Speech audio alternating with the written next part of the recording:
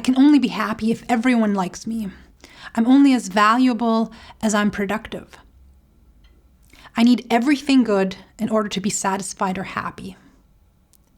Beliefs and attitudes like these can drive us into stress, depression, or anxiety, and often we are not aware of them and their impact on our lives. So stay tuned to learn about these types of dysfunctional beliefs.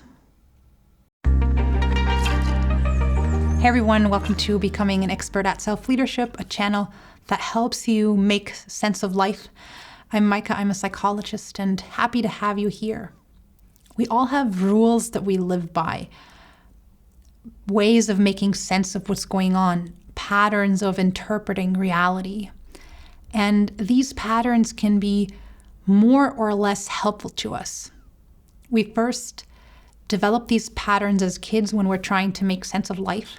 We absorb the thought patterns of our caregivers. As adults, we still have these attitudes and beliefs, and we use them to explain the present and make predictions for the future. And some of these beliefs are unhelpful, or as psychologists would say, dysfunctional. And in this video, I want to discuss these types of thought patterns, attitudes, and beliefs that make life harder than it needs to be and make us vulnerable to stress, depression, and anxiety. Number one, what others think of me is everything. This is defining your worth through the eyes of other people. Whenever someone approves of you, you feel great about yourself. And whenever you're criticized, you start thinking of yourself as less worthy. That makes it really hard to be authentic and follow your inner voice because you're hyper-focused on gaining other people's approval, even if that goes against your inner voice.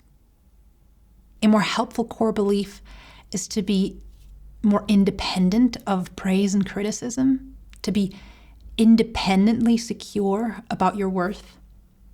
This allows you to be content even when you're not admired, and to be confident even when someone doesn't approve of your choices. Number two, I need everything good to be happy. How much of the good things do you think you need to be happy? The more we think we need as a condition to be happy, the harder it's going to be to be happy. It's freeing to realize that we don't need all of the good things to be happy. We can even miss out on lots of the good things and be happy. No one's life is perfect. No one has or experiences everything. That doesn't mean we can't be happy. Actually, studies show that after our basic needs have been met, more resources that we could buy with money don't improve or increase life satisfaction. And studies also show that even when we go through very challenging experiences, we can find back to a place of happiness again after that. Number three, I can't cope without romantic love. When we think like this, it again increases our stress level because A, when we're not involved with someone romantically, it means we don't see any other way of experiencing positivity, fulfillment, or to feel worthy. And B, when we're involved with someone, we can end up investing into that, feeling like we need to work towards and on that in a way that is over the top and unhealthy. It's more helpful to see romantic love as a desirable part of life, but not as a fundamental need for your happiness. That frees you up to be more resilient. And interestingly, you'll also radiate more contentment and confidence, which likely makes you more attractive to others. Number four, I'm only as worthy as I'm productive and creative. This belief is about how much we define ourselves and our worth through our achievements, performance, and work. If we define our worthiness, our ability to be satisfied through performance, We'll be extra stressed because we will invest too much into that side of life, into being productive. And whenever we can't be productive because we're sick, on vacation, we've made a mistake, or business is slow, we won't have any other way of filling our empty bucket. It's seeing ourselves as a commodity on the market, not as a human being. Luckily, a person's worth cannot be defined by their productivity. And although productivity and creativity can be fun, they're not a prerequisite for worth and happiness. Number 5, if I can't do something well, there is no point in doing it. Wow.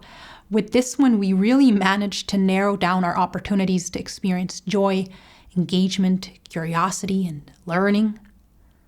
There are so many reasons to do something besides excelling at it.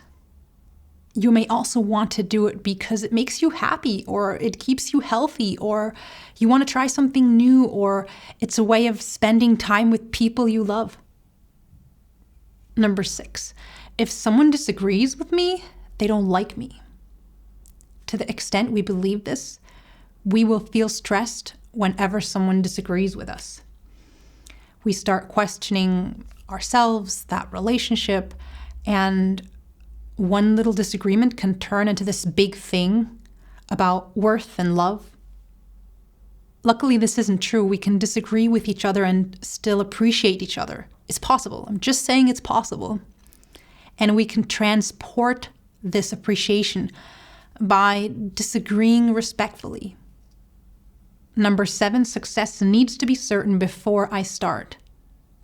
Demanding to know that something will be successful before we even give it a try, again, really limits our options. There are so few things in life that are fairly certain. Why limit ourselves only to those things? Number 8, I need to be special to gain other people's respect. Nah, being special is very overrated. People will respect you for a lot easier things. Being kind and empathic almost always works. Number 9, avoiding problems makes them go away.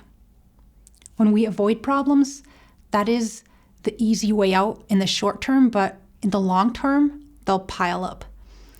Problems go away when we muster the willingness to face them, to go through that short-term discomfort.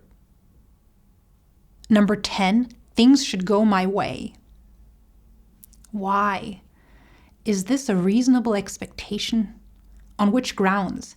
And is it an expectation that is likely to be satisfied? Not really.